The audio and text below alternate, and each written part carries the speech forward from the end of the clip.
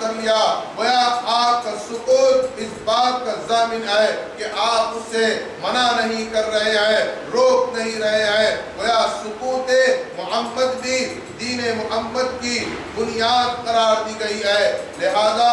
احادیث کے یہ 3 اقسام کیے گئے: عمل رسول، قول رسول اور اصطلاحاً جس کو ہم تقریر کہتے ہیں۔ گویا یہ 3 چیزیں ہمارے سامنے ہیں۔ پھر اس کے ساتھ ساتھ حدیث رسول مکرم صلی اللہ علیہ وسلم کی 2 بڑی قسمیں بیان کی جاتی ہے۔ ایک تو اللہ کے رسول کی نجی زندگی ہے جس میں آپ کے افعال، آپ کے ارشادات یا دوسرے معاملات ہیں، لیکن ایک زندگی آپ کی ایک دستور کے تحت ہمارے سامنے آتی ہے، سیاسی مراسلات کی صورت میں ہمارے سامنے آتی ہے۔ علماء اسلام بیان کرتے ہیں کہ سب سے پہلے جو اللہ کے رسول کی حیات میں کسی بات کو تحریر کیا گیا تو وہ اس وقت کا واقعہ ہے، ہجرت نبوی صلی اللہ علیہ وسلم سے تقریباً 8 سال پہلے کا واقعہ ہے کہ جب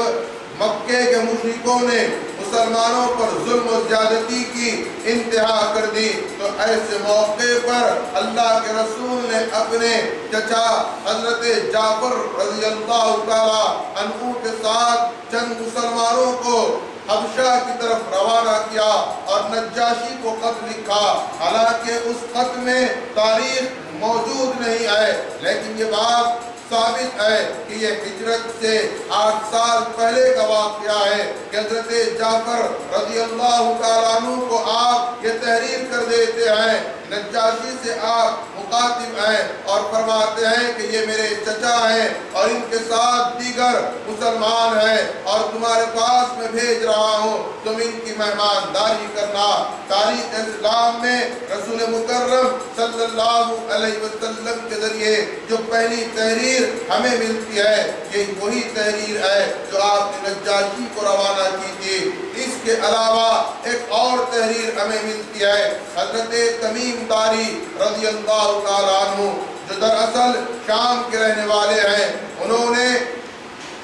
مکی زندگی میں اسلام کو قبول کیا۔ اس سے پہلے وہ عیسائی ہوا کرتے تھے۔ جب انہوں نے اسلام کو قبول کیا اور وہ بہت سے بلادوں کا سفر کیا کرتے، سیاحت ان کا ایک خاص عمل رہا ہے، چنانچہ وہ اللہ کے رسول سے اسلام قبول کرنے کے بعد یہ عرض کرتے ہیں کہ یا رسول اللہ صلی اللہ علیہ وسلم، مجھے یقین ہے کہ آپ کی امت، آپ کی قوم، آپ کا دین میرے ملک شام میں داخل ہوگا اور اس کو فتح کرے گا، چنانچہ میں چاہتا ہوں کہ آپ تحریراً میرے لیے مرطوم اور ابرون اور دیگر گاؤں کی جاگیر تحریر کر دیں تاکہ دستاویز کی صورت میں میرے پاس محفوظ رہے، اور جب مسلمان شام کے فاتح ہو جائیں تو یہ آپ کی تحریر میں ان سے بیان کر دوں اور ان کے سامنے ظاہر کر دوں تاکہ میرے پاس یہ محفوظ رہے،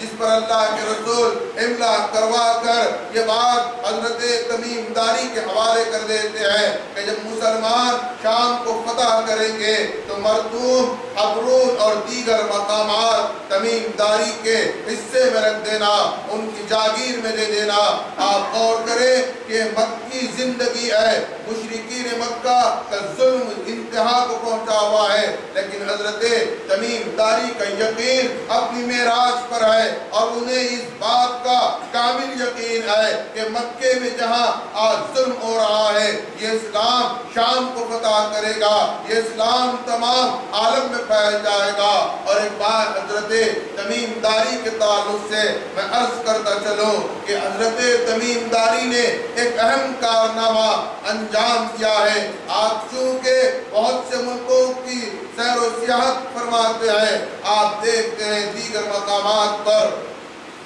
لالٹین یا یوں کہہ لیجئے قندیل کا انتظام ہے، لیکن مدینہ منورہ میں قندیل کا کوئی نظام نہیں تھا، اہل عرب قندیل سے واقف نہیں تھے۔ چراغ سے جیسا کہ بیان کیا جاتا ہے جو حیت اور جو صورت چراغ کی تھی اس سے واقف نہ تھے، بلکہ روشنی کرنا چاہتے تو لکڑیوں کو جلا لیتے، اس کی آگ سے روشنی کو حاصل کرتے۔ لیکن حضرت تمیم داری یہ بات دوسرے ملکوں میں دیکھتے ہیں کہ قندیل کا رواج ہے، آپ مسجد نبوی میں ہمیشہ رات میں تاریکی کو دیکھتے ہیں، اور ایک مرتبہ اللہ کے رسول صلی اللہ علیہ وسلم کی خدمت میں حاضر ہوتے ہیں اور مسجد نبوی میں قندیل کا ہدیہ تحفہ پیش کرتے ہیں، اور مسجد نبوی میں ایک قندیل کو روشن کرتے ہیں تو مسجد نبوی بقع نور بن جاتی ہے۔ اللہ کے رسول بڑے مسرور ہوتے ہیں، حضرت تمیم داری کو دعائیں دیتے ہیں، گویا مسجد میں لائٹ یعنی روشنی کا انتظام کرنے والے تاریخ اسلام میں یہ پہلے صحابی اور پہلے شخص ہیں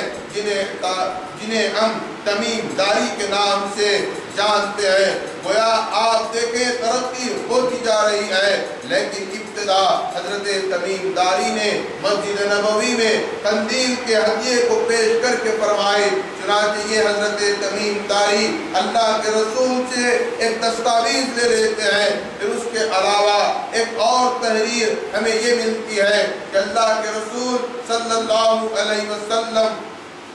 مکے سے مدینہ ہجرت فرما رہے ہیں۔ ہجرت کا سفر آپ کا 10 یا 12 روز کا رہا ہے۔ اس دوران سفر آپ کے ساتھ غلام بھی ہیں جن کا نام عامر ابن فہیرہ ہے، جو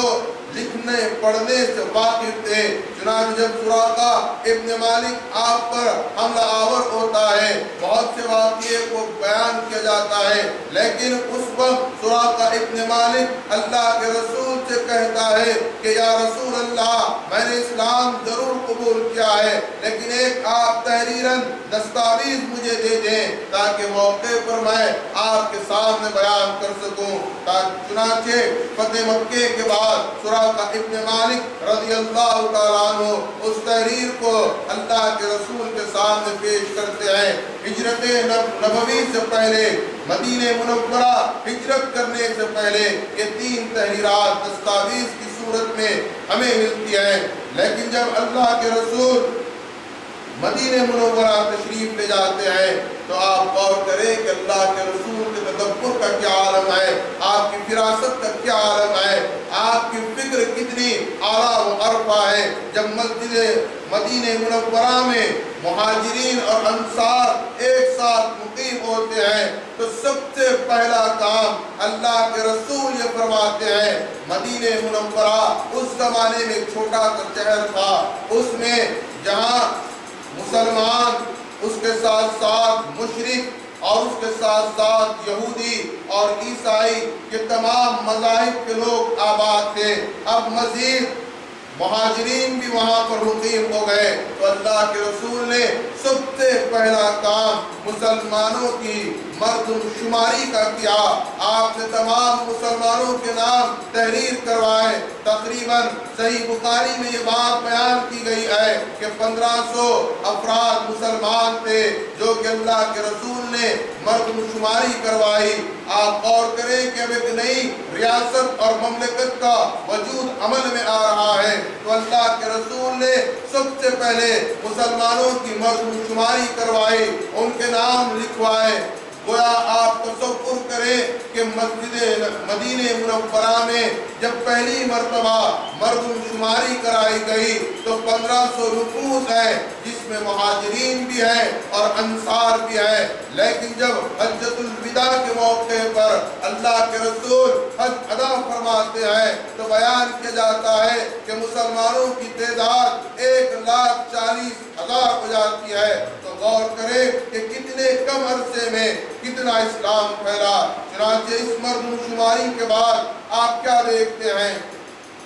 کہ مدینے میں تقریباً 25 سے 30 قبیلے آباد ہیں، جن میں 2 بڑے قبیلے اوس اور خزرج کے ہیں، اور ان میں تقریباً 125 سال سے خانہ جنگی برپا ہے، اور ایک قبیلہ دوسرے قبیلے کا ہمیشہ مخالف رہتا ہے۔ یہودی بھی ان کی آبادی میں موجود ہے جو نصف آبادی پر مشتمل ہے۔ عیسائیوں کے تعلق سے کہا جاتا ہے، بعض روایتوں میں آتا ہے کہ 15 عیسائی تھے، بعض میں آتا ہے کہ 50 عیسائی تھے۔ گویا عیسائی ضرور موجود تھے۔ اب قبیلے منتشر ہیں، کوئی ایک ریاست، ایک مملکت نہیں ہے، ایک ایڈمنسٹریشن نہیں ہے، اور لوگ آپس میں قارہ جنگی میں مبتلا ہیں۔ اللہ کے رسول